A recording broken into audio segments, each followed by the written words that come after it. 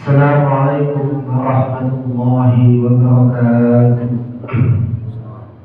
Alhamdulillahirabbil alamin wassalatu wassalamu ala rasulillah wa ala alihi wa sahbihi ajma'in.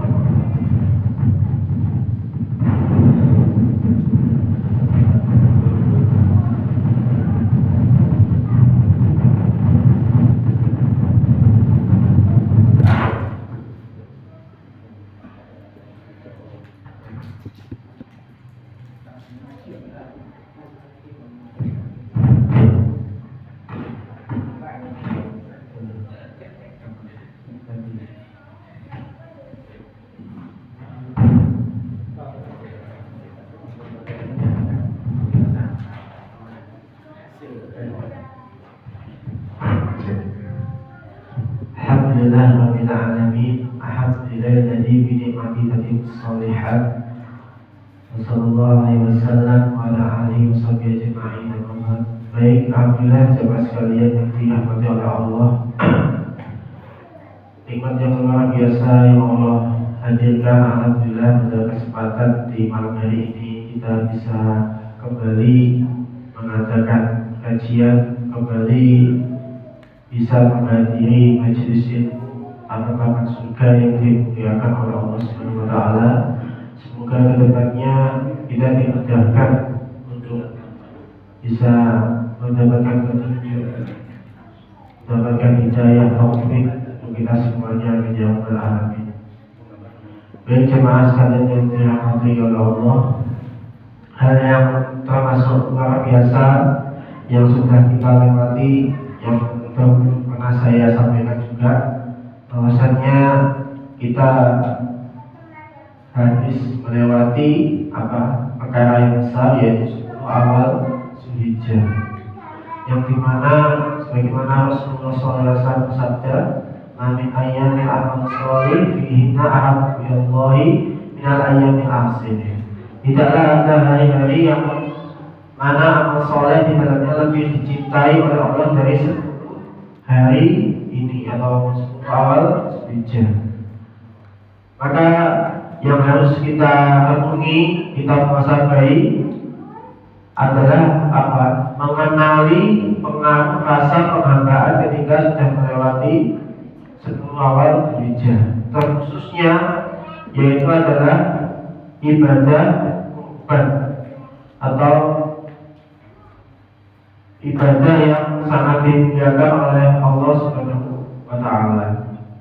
Dan insyaallah jemaah sekalian, di sini saya mengambil rujukannya sebagaimana yang pernah saya dapatkan dari ibu saya, yaitu Ustaz Hamid dan juga ustaz yang lainnya. Baik, jemaah sekalian yang dirahmati oleh Allah, hal yang sangat menjadi keunggulan para sahabat itu adalah ciri khasnya apa? Keunggulan generasi terbaik atau para sahabat itu jadi ciri khasnya mereka itu apa? Apa Pak?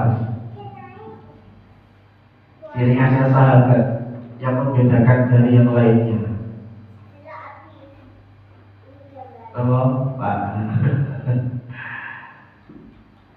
Ya langsung saja ya. Jadi ciri keunggulan para sahabat yang itu membedakan dengan yang lainnya itu apa? Kuatnya menginginkan kebaikan.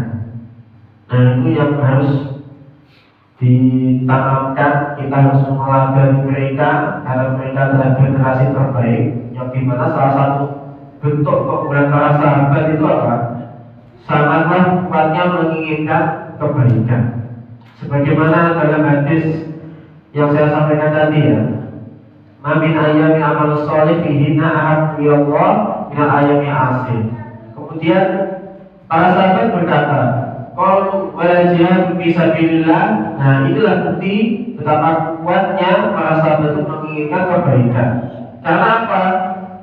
Tidaklah ada amalan ketika di zaman Rasulullah SAW kecuali yang paling tinggi puncaknya adalah jihad fi sabilillah. Maka perbandingan yang sahabat sebutkan adalah amanah yang paling tinggi, yang dimana di situ dikerahkan semua jiwa, hartanya, dan seluruhnya dalam hidupnya gitu. Dan akhirnya Rasulullah SAW bersabda atau menjawab, wala jihadu fi sabilillah illa rajulun kharaja bi nafsihi wa malihi wa lam yati min dzalika syai'in. Tidak pula jihad fi sabilillah kecuali jika seseorang itu keluar untuk berjihad dengan membawa jiwa dan hartanya dan dia tidak kembali darinya sedikit. Dari hadis ini jamaah sekalian, betapa agungnya seharusnya ketika kemarin kita melewati 10 awal Dzulhijjah itu yang ditanamkan dalam mindset atau pikiran kita bahwa hari-hari itu sebenarnya adalah hari yang sangat dicintai oleh Allah, sangat diinginkan oleh Allah jika kita itu banyak beramal, banyak beribadah di dalamnya. Nah, sekarang kita muhasabah, gitu ya. Kita muhasabah. Ketika telah dihadirkan kemarin 10 awal Dzulhijjah, itu sudahkah kita benar-benar mengenali itu adalah hari yang sangat dicintai oleh Allah? Sehingga ketika 10 awal Dzulhijjah, ketika kemarin yang Allah hadirkan itu, benarkah kita sudah benar-benar banyak beramal? Benarkah kita banyak membaca Al-Quran di dalamnya? Benarkah kita banyak berjuang untuk menolong agama Allah di dalamnya? Nah, ketika itu dihadirkan, maka pasti ibadah itu akan ada pengaruhnya. Nah, makanya di sini setiap perkara itu pasti akan ada sebabnya. Tidak ada yang langsung orang itu bisa soleh atau solehah yang tinggi derajatnya tanpa ada mujahadah.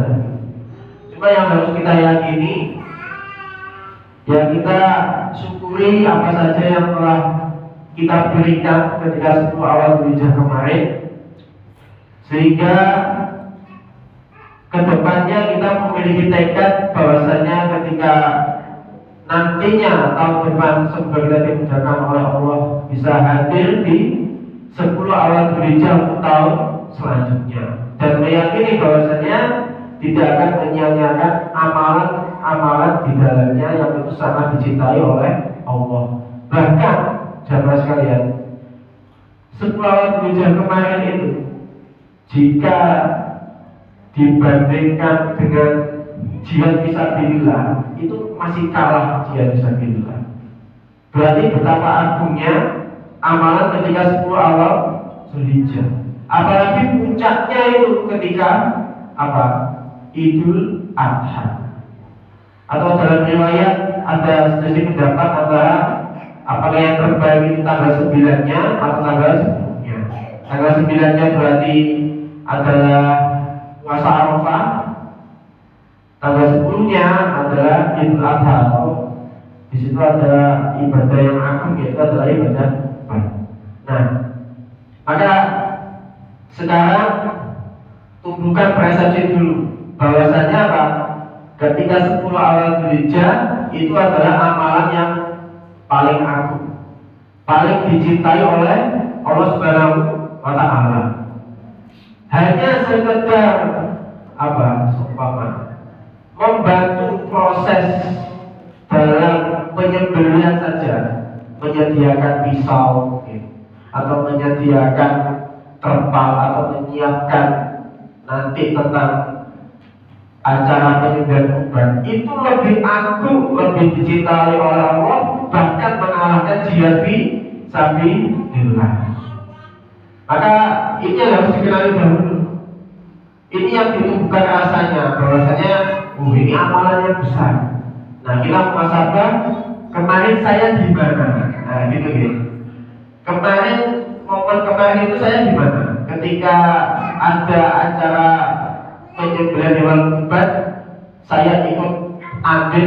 Bahkan masya Allah, bagi yang bisa ikut berkurban itu yang lebih agung lagi Nah itu kita harus sabar. Atau malah kita justru menyia-nyiakan.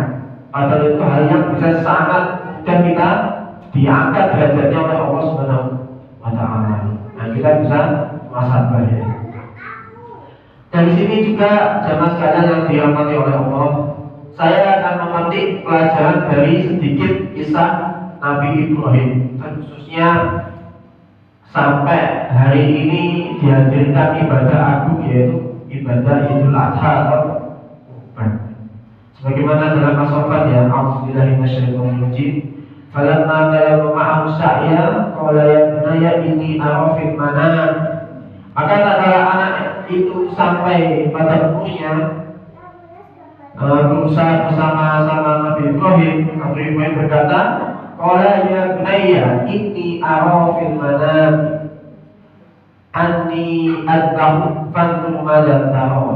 Hai anakku, sesungguhnya aku melihat dalam mimpi bahwa aku menyembelih, maka pikirkanlah apa pendapatmu. Masya Allah.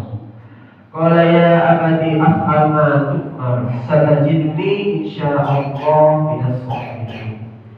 Hai bapakku, kerjakanlah apa yang diperintahkan kepadamu, insyaallah kamu akan mendapatiku termasuk orang yang sabar. Dalam tafsirnya dari tafsir Al-Madinah Al-Munawwarah, bahwasanya ketika Ismail telah beranjak dewasa dan mulai tampak bantuan dan pertolongannya bagi Ibrahim, Ibrahim berkata kepadanya, wahai anak, aku melihat dalam mimpi aku menyembelih. Bagaimana menurutmu tentang mimpi ini? Maka Ismail menjawab dengan jawaban yang menyejukkan hati, yang memudahkan urusannya Ibrahim, yang diridhoi oleh Tuhannya karena berbaktinya anak kepada orang tuanya dan menunjukkan baktinya kepada Ibrahim. Ia berkata, laksanakanlah apa yang kau lihat dari ayahmu dan kerjakanlah ketaatan yang diperintahkan kepadamu. Insyaallah engkau akan mendapat itu sebagai anak yang sabar, taat dan ridho.